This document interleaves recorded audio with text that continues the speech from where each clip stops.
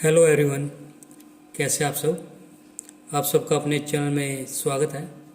आज मैं आपको एक कहानी जिसका टाइटल है अली बाबा 40 चोर, काफ़ी पॉपुलर कहानी है, सुनाने जा रहा हूँ। तो कहानी कुछ इस तरह से है।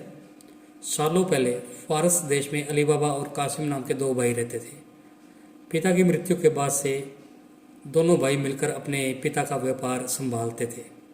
बड़ा भाई कासिम बहुत लालची था। उसने धोखे से पूरा व्यापार हथिया कर अली बाबा को घर से निकाल दिया। इसके बाद अली बाबा किसी बस्ती में जाकर अपनी पत्नी के साथ झोपड़ी में गरीबी की ज़िंदगी जीने लगा।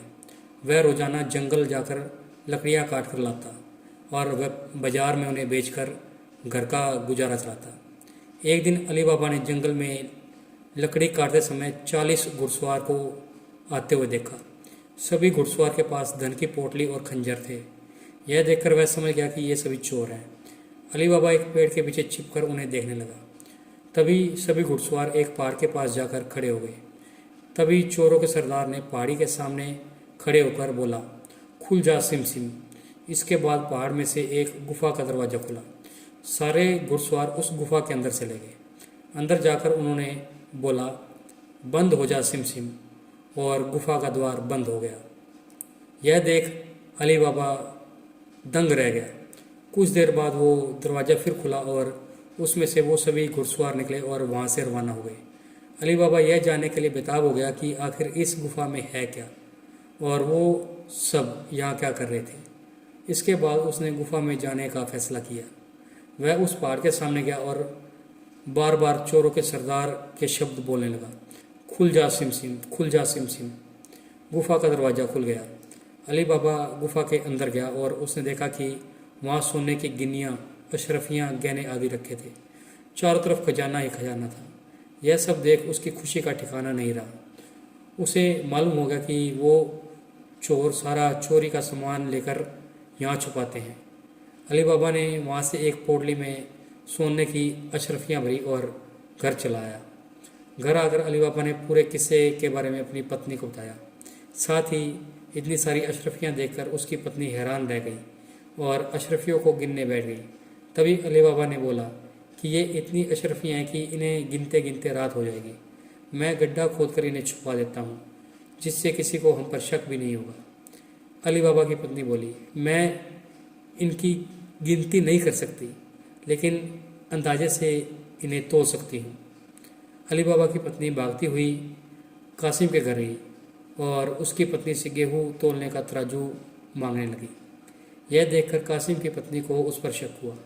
उसने सोचा कि इन गरीब लोगों के पास अचानक इतना अनाज कैसे आया। वो अंदर गई और तराजू के नीचे गोंद लगाकर ले आई और उसे दे दिया। रात को अली बाबा की बीवी ने सारी अशरफियों को तोला और तड़के सुबह उनका तराजू लौटा दिया। कासिम की पत्नी ने तराजू को उल्ट कर देखा तो उसे उस पर सोने की अशरफी चिपकी हुई मिली। उसने यह बात अपने पति को बताई। कासिम और उसकी पत्नी यह जानकर जल भुन गए। दोनों को रात भर नींद नहीं आई। सुबह होते ही कासिम अली बाबा के घर गया और उससे धन का स्रोत पूछने लगा। यह सुनकर अली बाबा ने कहा, आपको कोई गलतफहमी हुई है, मैं तो एक मामूली लकड़हारा हूँ। कासिम ने बोला कि तुम्हारी बीवी कल हमारे घर अशरफियाँ तोलने के बाद तराजू दे गई थी। ये देखो अशरफी तराजू पर चिपकी मिली है। सब सच बताओ, नहीं तो मैं यह बात राजा को बता दूंगा। यह सुनकर अली बाबा ने सच सच सारी कहानी बता दी। कासिम के मन में लालच आ गया। उसने खजाना हथियाने का प्लान बनाया और अगले दिन गुफा जा पहुंचा। वह अपने साथ एक गधा भी लेकर गया था ताकि उस पर खजाना लाद कर ला सके। गुफा के सामने पहुंचकर उसने अली बाबा ने जैसे बताया था वैसा ही किया। उसके खुल जा सिम सिम बोलते ही गुफा का दरवाज़ा खुल गया। अंदर पहुंचकर चारों तरफ का खजाना देखकर वह हैरान और भुचक्का रह गया। उसने बोरियों में सोने के सिक्के भरे और बाहर निकलते समय क्या बोलना है वह भूल गया।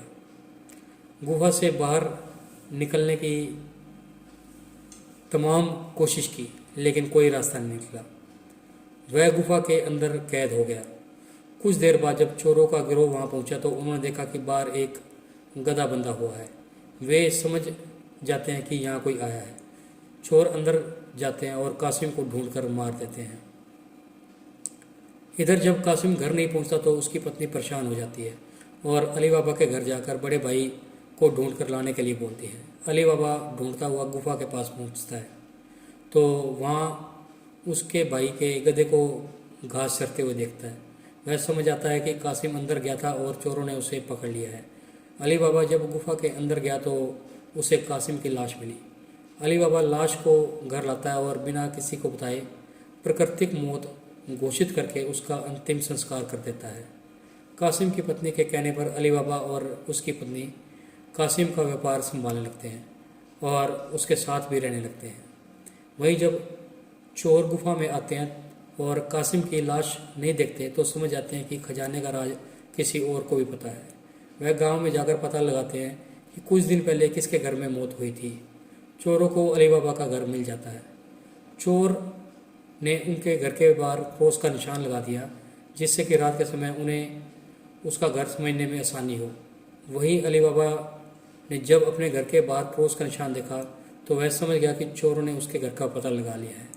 उसने वैसा ही निशान सबके घर के बाहर बना दिया। रात में जब चोर आए तो सबके घर पर वैसा निशान बना देखकर दुविधा में पड़ गए और वापस चले गए। चोरों का सरदार चुपचाप बैठने वाला नहीं था। उसने उस मोहल्ले में अपने आदमियों को भेजकर यह पता लगवाया कि हाल फिलहाल में कौन शख्स अमीर हुआ है। इससे उसे अली बाबा के बारे में पता चला। उसने उसका घर अच्छे से पहचाना और रात के समय तेल व्यापारी बनकर उसके घर पहुंचा। वह अपने साथ तेल के 40 पिपों को लेकर गया जिसमें 39 में चोर और एक पिप्पे में तेल था। उसने सोचा कि रात में जब सब सो जाएंगे तो वो सब मिलकर अली बाबा को मार देंगे। उसने अली बाबा से दोस्ती की और रात को उसके घर पर ठहरने की इजाज़त मांगी। अली बाबा ने उसको खाना खिलाया और रात को रुकने की इजाज़त भी दे दी। अली बाबा की पत्नी को तेल के व्यापारी पर शक हुआ। उसने सारे पिप्पों को खटखटा कर देखा और वह समझ गई कि एक पिप्पे में तेल है और बाकी सब में आदमी है। उसने तभी एक तरकीब निकाली। उसने तेल वाले पिप्पे से तेल निकाला और गर्म कर बाकी पिप्पों में डाल दिया। सारे चोरों की गर्म तेल पड़ने से मौत हो गई। रात में जब सरदार ने चोरों को निकलने का इशारा किया तो एक भी चोर बाहर नहीं निकला। उसने पिप्पों को खोल कर देखा तो सभी चोर मर चुके थे। यह देखकर वह इतना डर गया कि अपनी जान बचाने के लिए तुरंत वहाँ से भाग गया। अगली सुबह अली बाबा की पत्नी ने ये सारी बात अली बाबा को बताई जिसे जानकर वह बहुत खुश हुआ।